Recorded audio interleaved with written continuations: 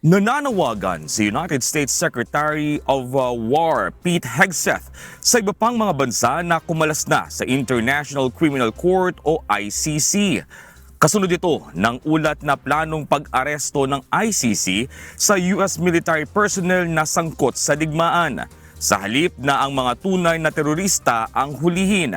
Aniya, walang legal na batayan ang ginagawa ng ICC na power grabbing o pagkuha ng isang individual upang litisin mula saan man sa mundo.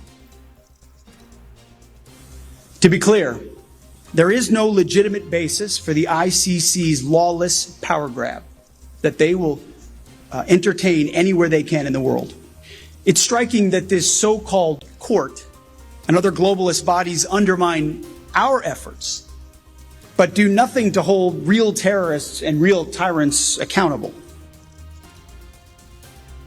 Tahasang sinabi ng opisyal na isang banta ang ICC sa soberanya ng Amerika at ng iba pang bansa, maging ng interes ng mga mamamayan nito.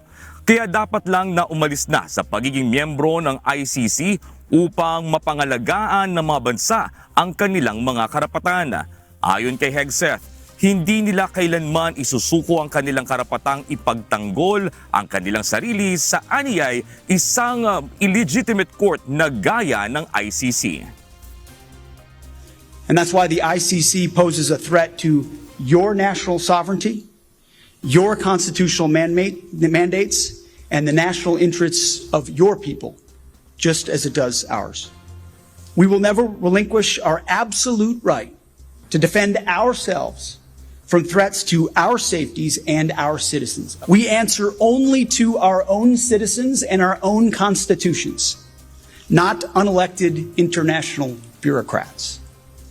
That's why I strongly encourage every ACCC member to leave the ICC and reject their attempts to rob your governments and your courts of your sovereignty.